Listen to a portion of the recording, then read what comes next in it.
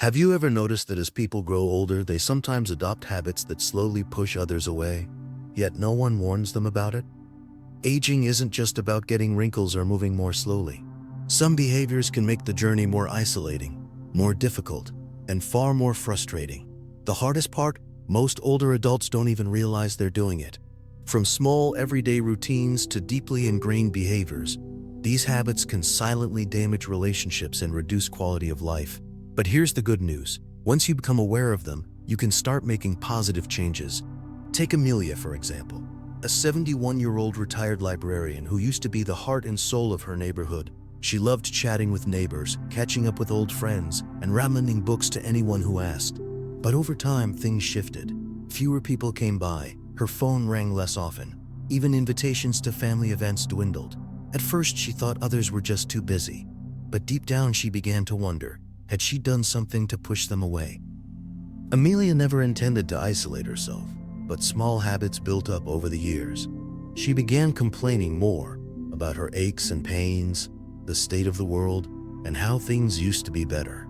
She stopped putting effort into her appearance, thinking, "Who do I need to impress?" Conversations turned into monologues, and she talked more than she listened. She resisted new technology, dismissed change, and refused help even when she needed it. Over time, these seemingly minor behaviors built an invisible wall between Amelia and the people she cared about most. Amelia's story isn't rare. Many seniors unknowingly fall into similar patterns, habits that slowly make aging more lonely, more challenging, and more emotionally draining. But here's the truth, it's never too late to change. Recognizing these habits is the first step to maintaining meaningful relationships, staying socially connected, and living a richer, more fulfilling life. So let's take a closer look at these uncomfortable truths, these ugly behaviors no one talks about, and, more importantly, how to avoid them. Because number 7, that's the one that surprises everyone. And by the time most people notice it, it's already too late. Before we dive in, if you find value in this video, don't forget to like and subscribe. Your support helps us continue sharing life-changing advice with people just like you. Now let's get started. Number 1, becoming too negative or critical. Amelia didn't see herself as a negative person, just honest. But as time passed, she found herself complaining more, groaning about her aching knee, expressing frustration over the news, or criticizing the choices of younger relatives. At first, it seemed harmless, but slowly, people started withdrawing. Conversations grew shorter. Friends avoided deep discussions. Even her grandkids began to visit less. What Amelia didn't realize was that negativity, even when justified, can be emotionally draining. Nobody wants to leave a conversation feeling worse than when they entered it. It's easy to fall into a cycle of criticism, especially when the world feels unfamiliar or frustrating. But when complaints become your default mode, it pushes people away. How to turn it around? Start with gratitude. Open conversations with something uplifting. "I slept well last night," or "That sunset yesterday was stunning." Set a complaint limit. Allow yourself 2 minutes to vent, then move to something positive or solution-focused. Practice curiosity. Instead of dismissing new trends, ask about them. "Tell me more about that app you're using." Once Amelia led with positivity, everything changed. People stuck around, conversations deepened. She felt the warmth of connection return. Are your conversations pulling people in or pushing them away? Share your experience in the comments.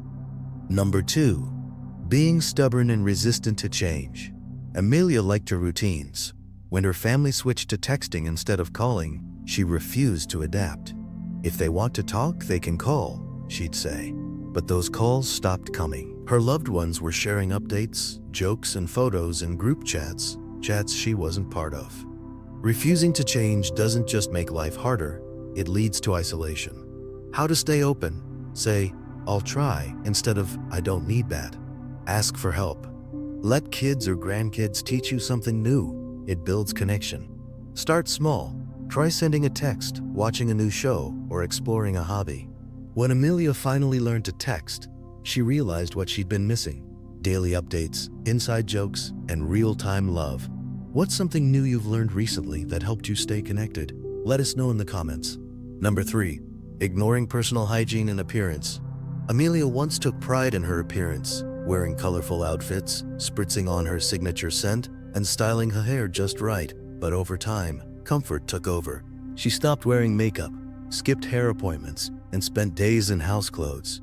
She told herself it didn't matter, but it did. Strangers no longer smiled at her. Friends stopped inviting her out. Even she barely recognized the vibrant woman in her old photos. What she didn't realize was that how you present yourself shapes how others see you and how you see yourself. Taking care of your appearance isn't about vanity. It's about confidence and engagement with the world. How to turn it around. Get dressed daily, even if you're staying home. Choose clothes that make you feel good. Keep up hygiene routines. Shower regularly, trim your nails, and brush your hair. Wear colors that uplift your mood. Accessorize with meaning. A favorite watch, a necklace, or perfume can restore a sense of identity. As Amelia made small changes, brushing her hair, wearing her favorite blouse, people noticed. More importantly, she noticed. She felt like herself again. What's one small thing you do to feel your best every day? Share in the comments. Number 4. Hoarding and clutter. Amelia was sentimental. Her home was filled with birthday cards, old magazines, and clothes she hadn't worn in years. This all means something, she'd say. But her home became harder to clean. She stopped inviting guests over. Clutter didn't just take up space, it made her feel stuck. How to declutter? Start small, one drawer or shelf at a time. Ask, do I use this? Does it bring joy? Donate or pass along cherished items. Think about safety. Less clutter means fewer falls and accidents.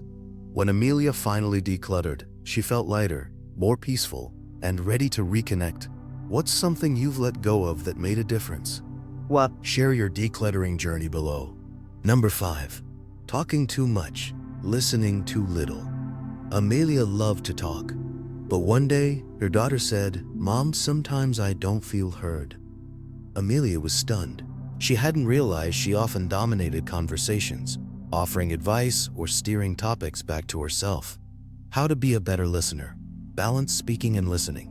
Ask open-ended questions. Resist interrupting. Be present. Focus fully on the person in front of you.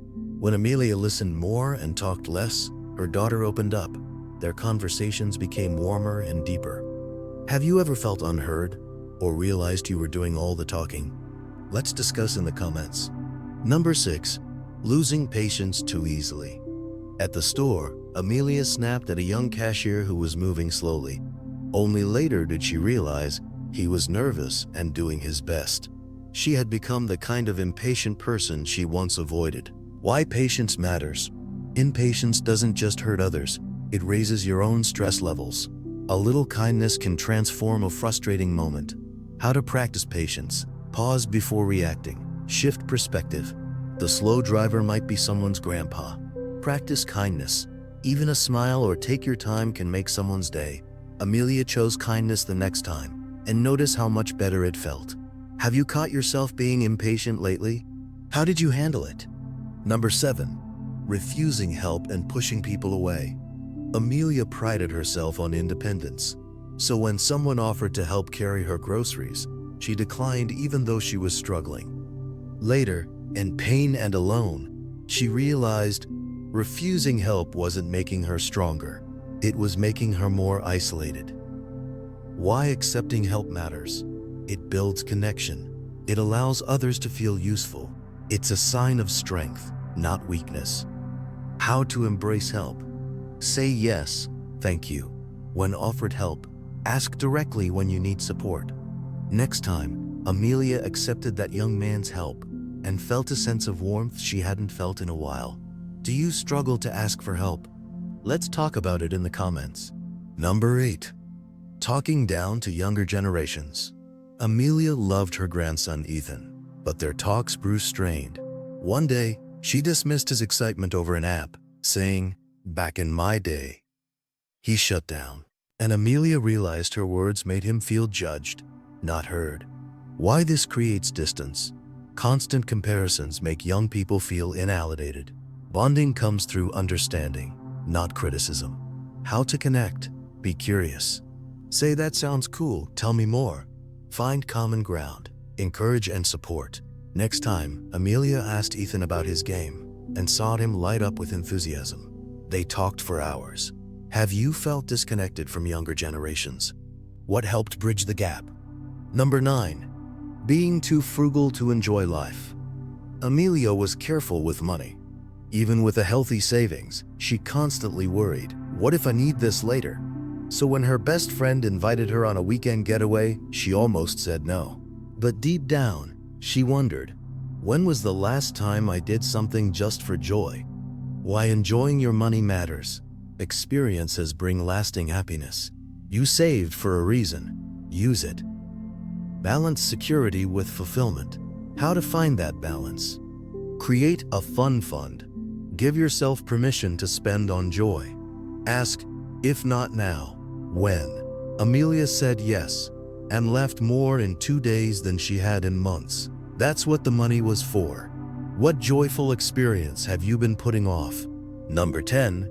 Letting go of the past. One day, Amelia sat by the window, flooded with memories, regrets, old arguments, things left unsaid. A neighbor noticed her sadness and said, holding on to the past is like dragging a heavy suitcase everywhere you go. Why this is harmful? It steals your joy. It strains relationships. It affects your health. How to release it? Accept what can't be changed. Forgive for your own peace.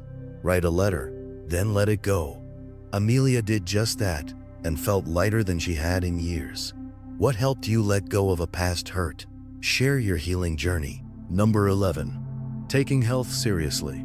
Amelia ignored her dizziness, thinking it was just aging, until she fell and ended up in the hospital. The doctor told her, this could have been prevented. Why it matters. Minor symptoms can point to serious issues. Early checkups is better outcomes. How to stay on top of your health. Listen to your body. Schedule regular checkups. Don't downplay symptoms. Eat well. Stay active. Sleep well. Amelia took control, hydrated more, joined a balance class, and prioritized her health. Have you ever ignored a warning sign? What made you act? Number 12. Choosing joy. Flipping through old photo albums, Amelia saw pictures of herself laughing, dancing, and living fully. But when had she last felt that way? Then one night, her neighbor invited her over for a comedy. Amelia laughed, truly laughed, for the first time in ages. Why joy matters. Laughter reduces stress. It deepens relationships. It boosts health. How to invite joy. Make time for fun. Surround yourself with uplifting people. Find humor in everyday life. Amelia danced in her kitchen the next morning and felt alive. When was the last time you had a good laugh? Let's share some joy in the comments.